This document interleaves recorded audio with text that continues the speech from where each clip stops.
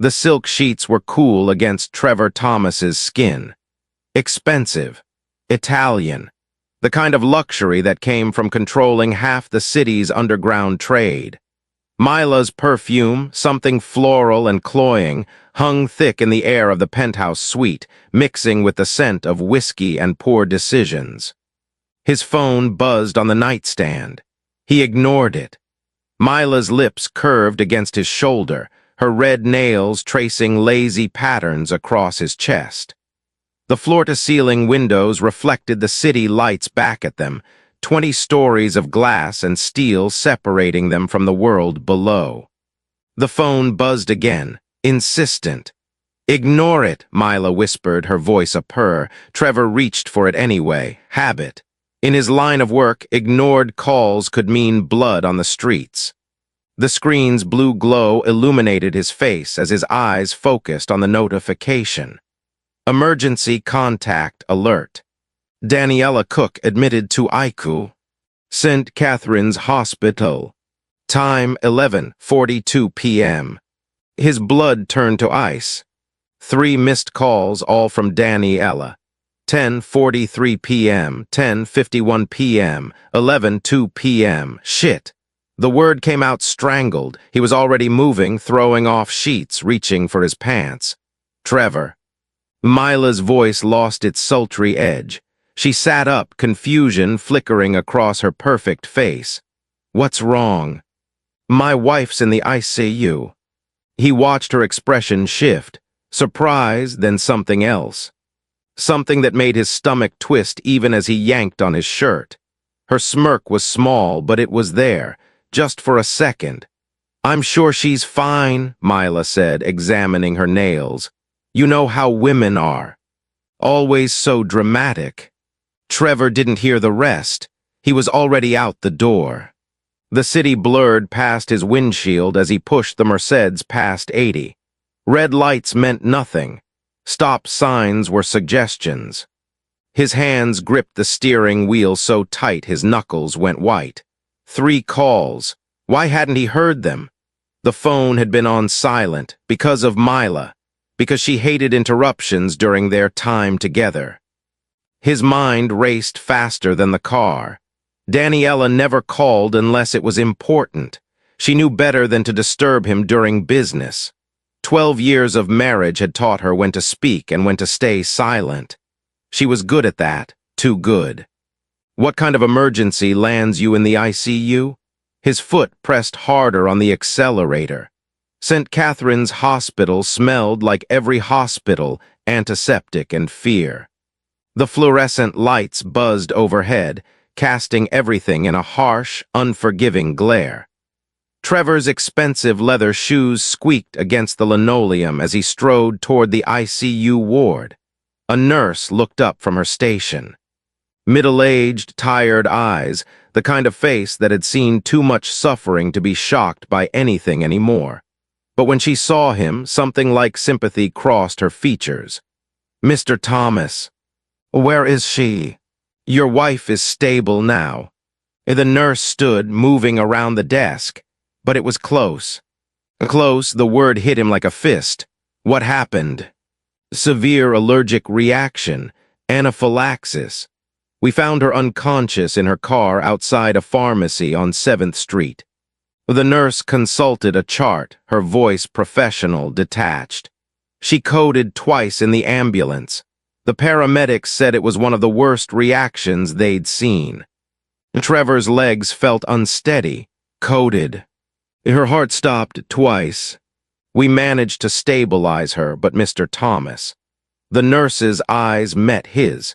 If someone had found her even 5 minutes later, we wouldn't be having this conversation. The hallway tilted. He reached out, steadying himself against the wall. "She'd been trying to reach someone," the nurse continued quietly. "When the paramedics found her, her phone was still in her hand." The words landed like bullets, her phone in her hand. "3 missed calls. Can I see her?" "Room 304, but Mr. Thomas, she needs rest. Don't upset her." He was already walking. Daniella's hands trembled as she gripped the steering wheel. The parking lot of Green's Pharmacy was nearly empty at 10:30 p.m. Just her silver sedan under a flickering streetlight and a teenager's beat-up Honda near the entrance. She'd pulled in to catch her breath before heading inside. The business dinner had run late. Trevor's associates, the ones who pretended to be legitimate businessmen, liked to wine and dine at the Crystal Room downtown. She'd gone because Trevor asked her to, smiled at the right times, laughed at unfunny jokes, played the perfect Mafia wife, and she'd picked up Trevor's heart medication prescription.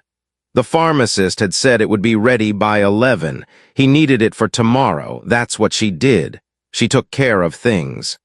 She took care of him, but now her throat felt tight. Wrong. The chicken.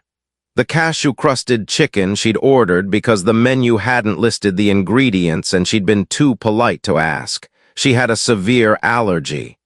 Everyone who knew her knew about it. Her hands fumbled in her purse. For her EpiPen, gone, she'd left it at home in the other purse, the black one. Panic rose in her chest as her airway began to close. She could feel it, the tightening, the way each breath became work, became struggle, became impossible. Her phone called Trevor. Fingers shaking, she pressed his contact.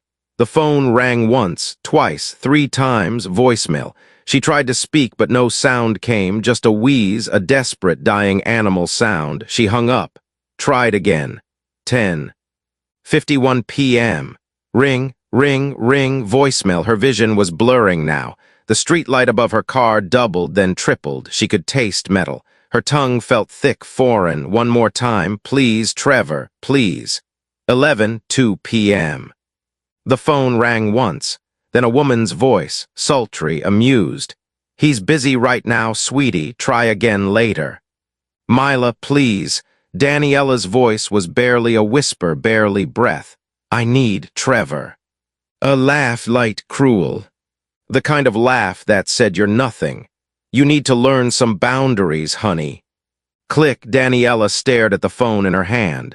The screen went dark, and in its reflection she saw her face, lips turning blue.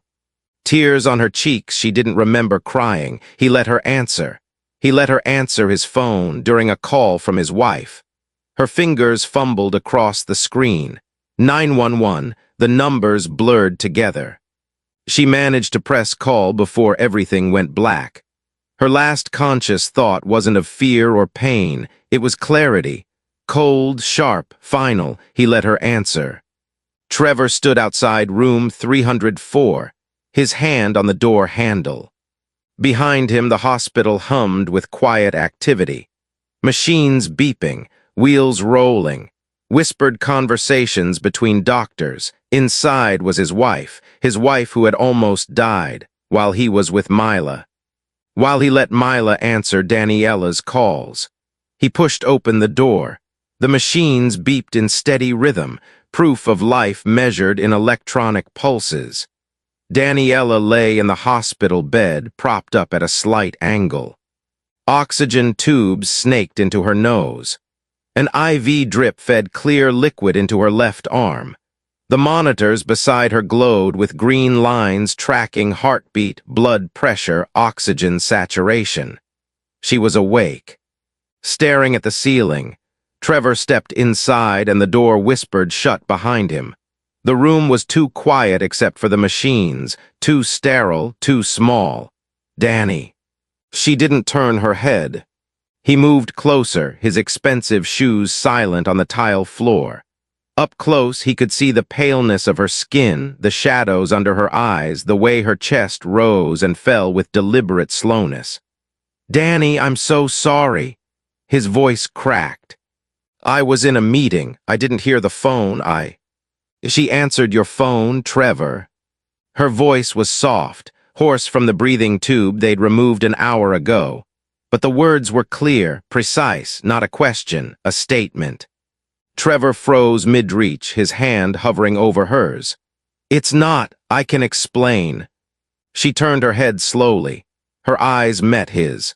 They were empty, not angry, not hurt, just Empty, like looking into rooms where someone used to live. I called you 3 times. Her voice remained soft, almost conversational. I thought I was dying. The monitors beeped, once, twice, and your mistress told me you were busy. Trevor felt the floor drop away.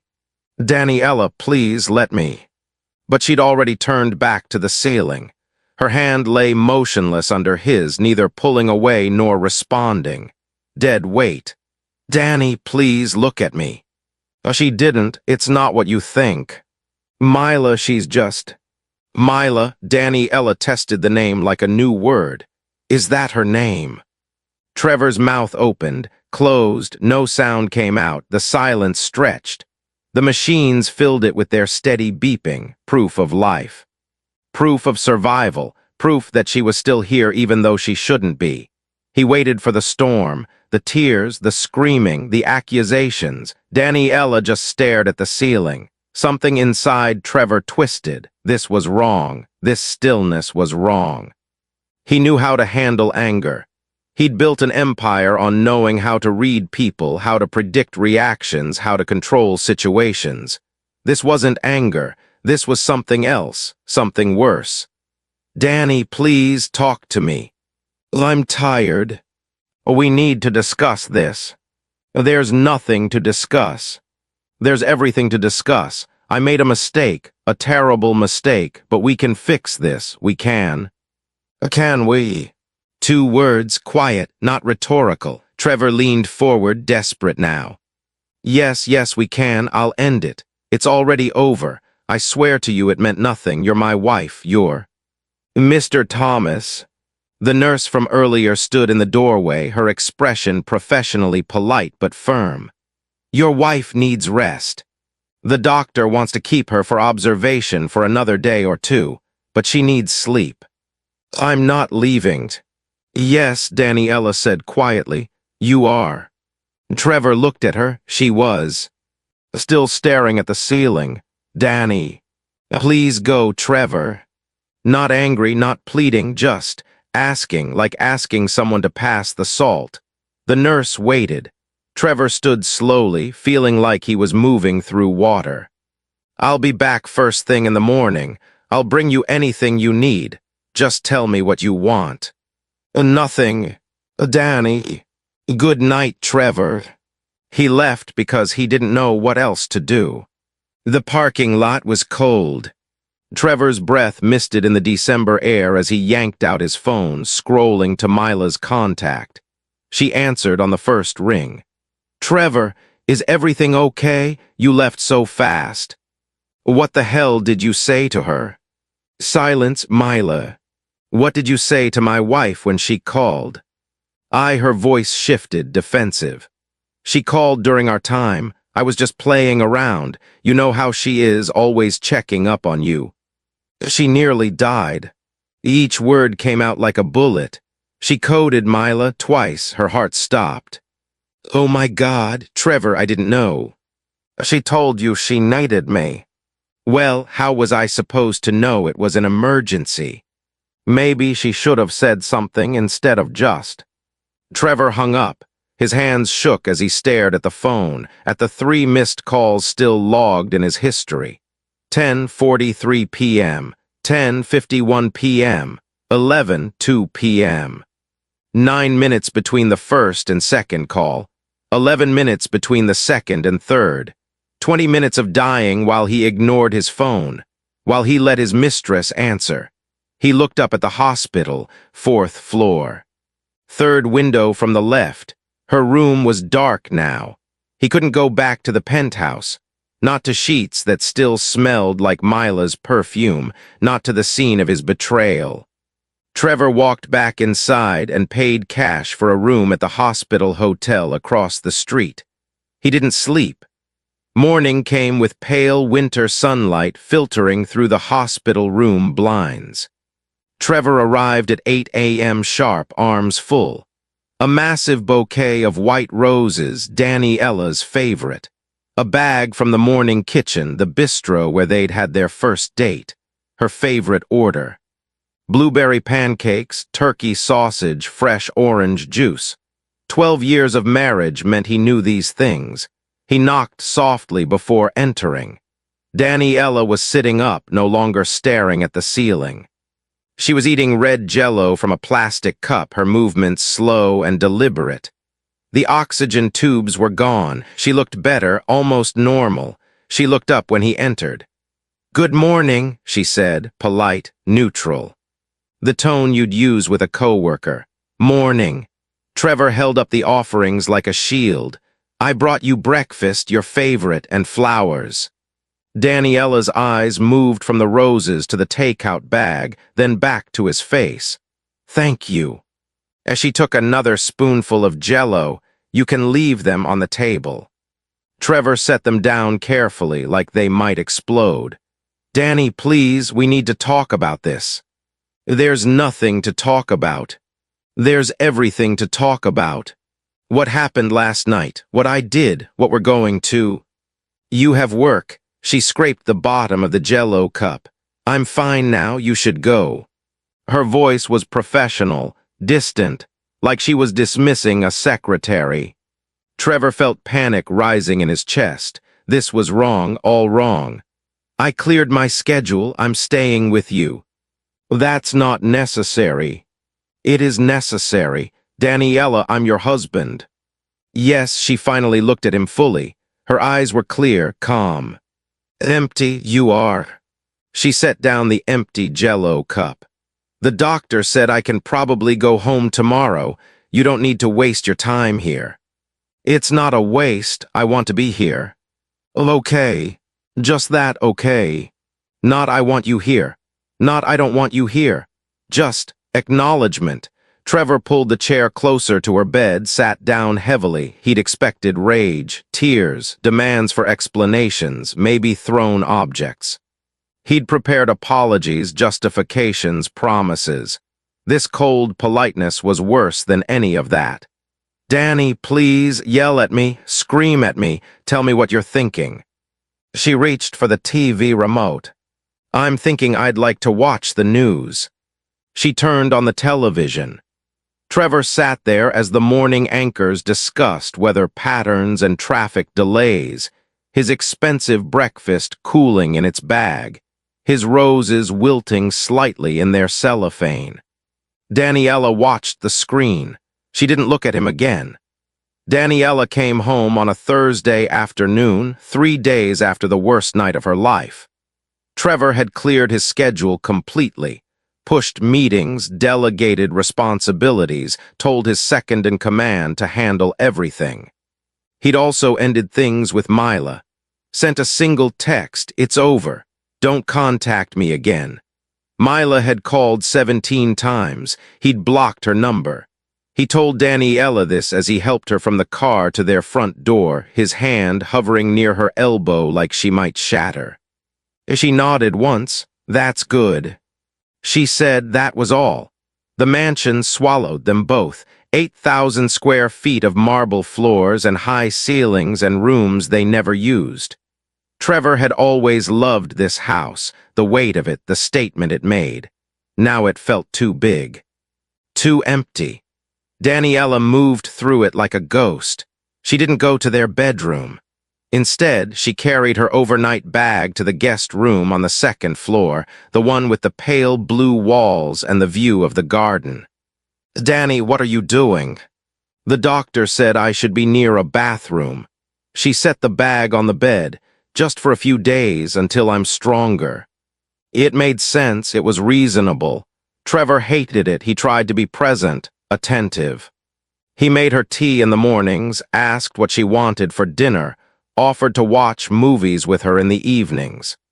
She accepted the tea with a thank you, said she wasn't particular about dinner, and declined the movies. She was tired, she said. Still recovering, but she wasn't resting. She was always on her phone, always in another room. He'd walk into the study and find her typing rapidly, eyes focused on the screen. The moment she heard his footsteps, the phone would disappear into her pocket and she'd be reaching for a book or adjusting a pillow or simply staring out the window. "Who are you talking to?" he asked once. "My sister. She's worried." Your sister lives in Seattle. Yes, that's why we're texting. Reasonable, logical, impossible to argue with. Trevor felt like he was living with a stranger. A polite stranger who knew where he kept his guns and how he laundered his money and exactly which offshore accounts held what. A stranger who made small talk over breakfast and said goodnight at precisely 10 p.m. before disappearing behind the guest room door. On the fourth day home, Mila started texting again from a new number. Trevor, please. We need to talk, I miss you. This is crazy, call me. His phone lit up during dinner. Daniella was pushing pasta around her plate, not eating much. Her eyes flicked to the screen. To the notification that said, read 2. This is crazy, call me. Trevor grabbed the phone, declined the call, silenced it. Daniella took a sip of water. You don't have to do that, she said. I want to. Okay. She went back to moving pasta around her plate. The texts kept coming. Trevor kept declining. Daniella kept not reacting, just watching, just seeing. Her face remained perfectly neutral, like she was watching a stranger's phone light up in a coffee shop. It was driving him insane. I have some appointments this week, Daniella mentioned on the 6th day. She was putting on her coat, checking her reflection in the hallway mirror. Just follow-ups, doctor's orders. I'll drive you. That's not necessary. I can manage. Danny, you nearly died. I'm fine now. She picked up her purse. I'll be back this afternoon. She was gone for 4 hours. When she came back, she had shopping bags, designer stores. She hadn't bought new clothes in months. Did you have fun? Trevor asked, trying to sound casual, trying not to sound desperate. It was fine. She carried the bags upstairs. I'm going to take a shower. The next day she was gone for 5 hours. The day after that, 6. She always came back calm, collected, sometimes with bags, sometimes without. She never volunteered where she'd been, and when Trevor asked, her answers were vague. Just errands. Meeting a friend. Out. On the 10th day, Trevor's lawyer called. Mr. Thomas, I need to speak with you about something delicate. Trevor was in his home office, reviewing shipping manifests that didn't really need reviewing. Anything to feel like he had control over something. What is it, David? I received documentation requests from a law firm this morning. They're asking for financial records, assets, property deeds. They specifically mentioned your personal arrangements. Trevor's hand tightened on the phone. What law firm? Stanton and Pierce. The room tilted slightly. Stanton and Pierce, the most expensive, most ruthless divorce attorneys in the state. The firm that had taken down 3 billionaires in the last 5 years. The firm that didn't take cases unless they could win. Mr. Thomas, do you know anything about this? I'll call you back. He found Daniella in the kitchen making tea. The kettle was just starting to whistle. She was still wearing her coat. She'd just come back from another one of her appointments. Stanton and Pierce contacted my lawyer today. She didn't turn around, just poured hot water over the tea bag in her cup, watching the water darken. Did you hear me? Yes, she added, honey, stirred slowly. I heard you. Are you divorcing me? I've consulted with lawyers.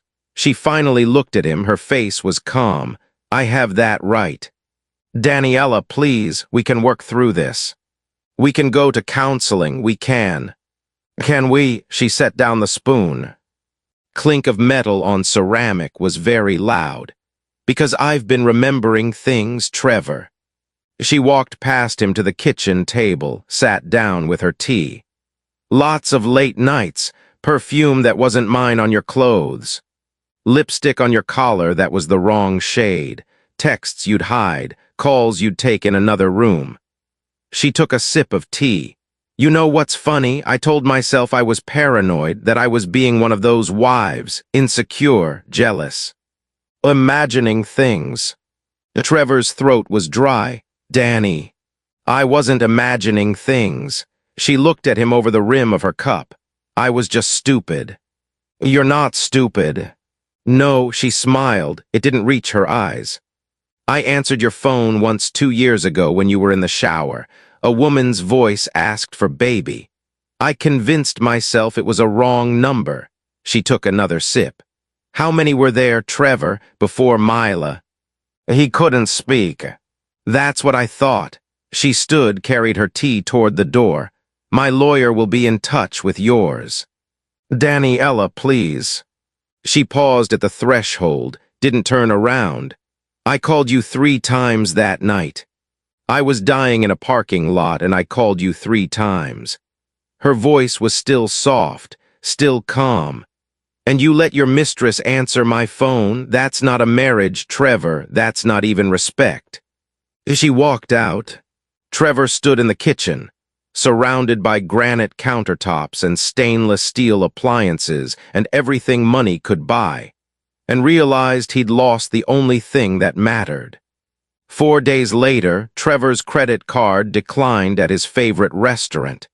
He was meeting with a supplier, legitimate business, for once, and the black Amex that never declined suddenly read insufficient funds. He paid cash, made excuses, and called his accountant before he'd even reached his car. David, what the hell is going on with my accounts? Mr. Thomas, David's voice was tight. I've been trying to reach you all morning. Your personal accounts have been frozen. The joint accounts have been legally separated. Your wife invoked the prenup clause. Trevor got into his car, closed the door. What clause? The infidelity clause. She has documented proof. We need to respond immediately, but I have to tell you, the evidence is substantial. What evidence? Papers rustled on the other end of the line. Text messages, GPS data from your phone. Credit card statements showing hotel charges, restaurant bills, jewelry purchases. Mr. Thomas. There are receipts, multiple hotels, multiple women. The car felt too small suddenly. How many? Trevor's voice came out hoarse. At least 5 different women over the past 3 years. The documentation is meticulous, time-stamped, cross-referenced. David paused. Mr. Thomas, she's been collecting this for a long time. Trevor's hands gripped the steering wheel.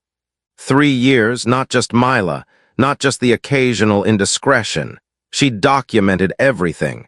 While he thought she was home being the dutiful wife she'd been watching, recording, building a case. How did she get GPS data? Family tracking app. You authorized it 2 years ago for security purposes. He'd told her it was so he could find her if something happened, so he could protect her. She'd used it to track every lie. 2 days later, the FBI showed up at his shipping company's headquarters. Not with warrants, just questions. Polite questions about import records and shipping manifests and unusual cash transactions.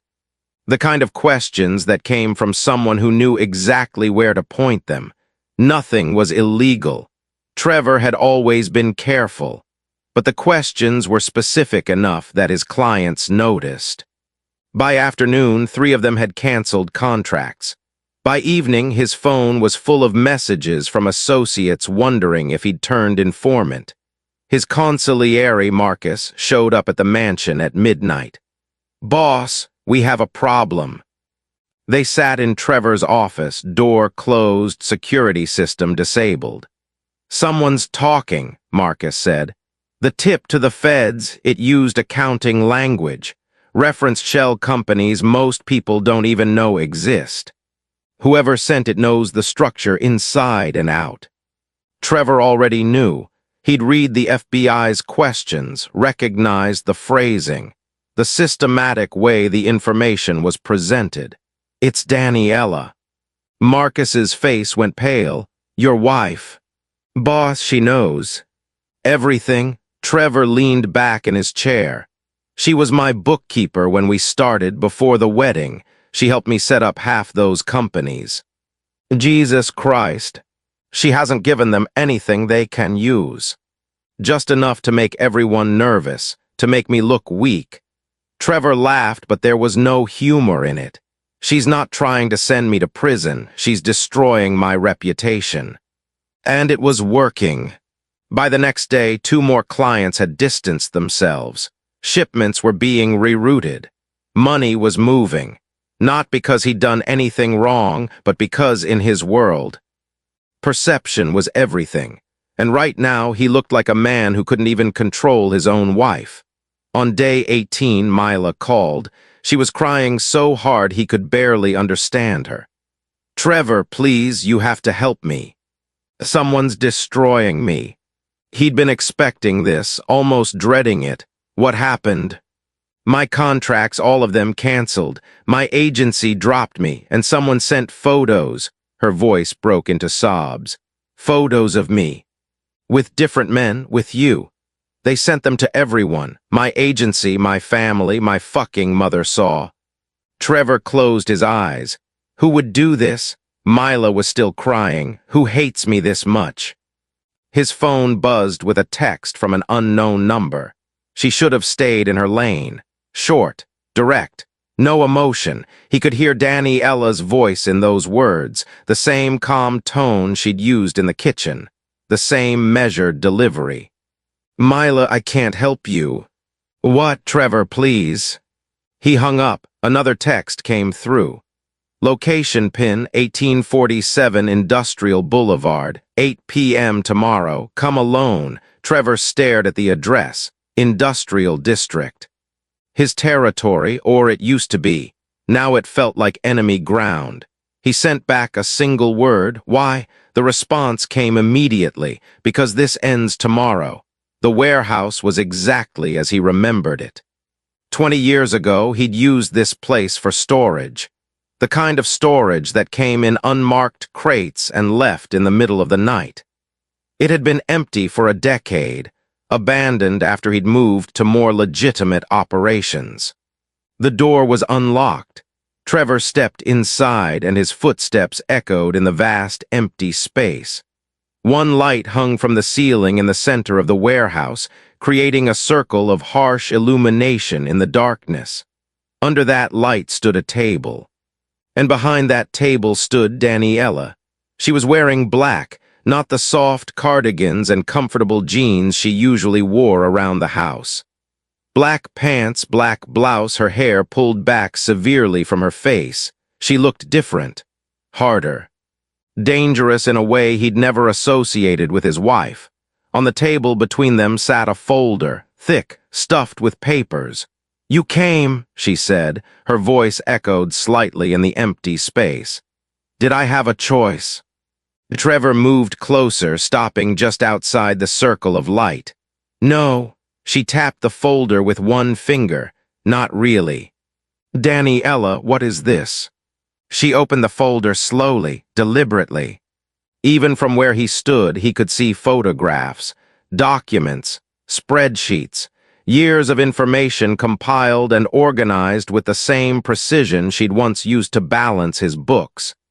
"Everything," she said softly. 12 years of everything. She pushed the folder toward him across the table. Trevor didn't move. "You froze my accounts. You sixed the FBI on my business. You destroyed Mila's career." He kept his voice level. In his world, showing weakness was death. "You're trying to ruin me." "No," Daniella looked up and her eyes were clear. "Calm, I'm not trying." She pulled out a photograph, set it on top of the folder. Him and Mila. Him and 3 other women he'd almost forgotten about.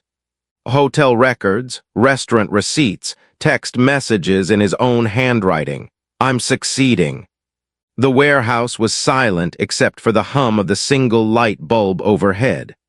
Trevor looked at his wife, his soon-to-be ex-wife, and saw a stranger wearing her face. A stranger who had methodically, patiently, quietly dismantled everything he thought he controlled. "What do you want?" he asked. Daniella smiled. It was the saddest thing he'd ever seen. I want you to understand what you took from me. And then I want you to sign this." She pulled out more papers. Daniella spread the contents of the folder across the table like a dealer laying out cards. Each photograph landed with a soft sound that echoed in the warehouse. Trevor with Mila at a hotel in Miami. Trevor with a blonde woman he'd met at a conference in Chicago. Trevor with a brunette from 3 years ago whose name he couldn't remember. 5 women, 5 different betrayals, all documented. All dated, all damning. "These are just the highlights," Daniella said. Her voice was steady, clinical. "I have more videos, voice recordings, hotel security footage." She pulled out bank statements next. Highlighted transactions jumped out at him. $10,000 at Cartier, $20,000 for a weekend in the Bahamas, monthly payments to an apartment in the city, the one he'd rented for Mila. "You spent $250,000 on other women in the last 2 years. She tapped a spreadsheet. "I tracked every penny." Trevor's mouth was dry. "Danny, I'm not finished." She pulled out printed text messages. His stomach dropped as he recognized them. Screenshots from his phone. Messages between him and Mila. "She never suspects anything. Too busy playing housewife. God, she's so boring. Can't wait to see you." Left her another note about working late. She believed. She always does. "You laughed about me." Daniella's voice didn't waver. "With your mistress, about how stupid I was, how gullible." "I didn't mean, those were just." "Words have meaning, Trevor." She set down the messages. "Even the ones you think don't matter." She reached into the folder one more time, pulled out medical records. Her hands trembled slightly just for a moment before steadying. 3 miscarriages. Her voice dropped to barely above a whisper. "I had 3 miscarriages in 12 years. Do you remember where you were for any of them?" Trevor couldn't breathe. "The first one, you were in Atlantic City with the woman from Chicago. I called you from the hospital bathroom. You said you were in a meeting." She touched the first record. "The second one, you were at Mila's apartment. I bled for 3 days before I drove myself to the emergency room." She touched the second. "The third one, you were home, but you were on the phone with her in your office with the door locked." "Daniella, I didn't know." "You didn't ask." She looked up at him finally. "I called you 3 times that night. The night I almost died. The 4th time she answered, and I realized it wasn't the first time, was it? That wasn't the first time you let someone else be more important than me." Trevor felt something breaking inside his chest. "I never meant to hurt you." "But you did." She closed the folder. "Repeatedly, consciously, every time you chose them over me, you hurt me. Every lie, every late night. Every time you came home smelling like someone else, and I pretended not to notice." "I love you, Danny." No, the word cut through the warehouse like a blade. "You loved what I did for you. I cleaned your money. I kept your house. I kept your secrets. I asked no questions. I was useful." She stood up straighter. "But I stopped being useful when I needed you, so you let your whore answer my dying call." The silence that followed was absolute. Trevor tried to speak. His throat worked, but no sound came. What could he say? What words existed that could fix this? Daniella pulled a stack of papers from beneath the folder, pushed them across the table. "Sign these." Trevor looked down. "Divorce papers, official, legal, final. I get 60% of everything liquid. You keep the businesses, but I get the real estate, the house, the vacation properties, all of it." "That's not what the prenup." "The prenup has an infidelity clause." Her voice was ice. "And I have 12 years of evidence, text messages, bank statements, medical records showing you were with other women while I was losing our children. Sign these, or I give everything to the FBI and your competitors." Trevor's hands shook as he picked up the papers. "You'd destroy everything we built." "You already did that?" She pulled a pen from her pocket. Set it on the table between them. "I'm just making it official." "What about us, the life we—" "There is no us, Trevor. There's you, and there's what you took from me." She pushed the pen closer,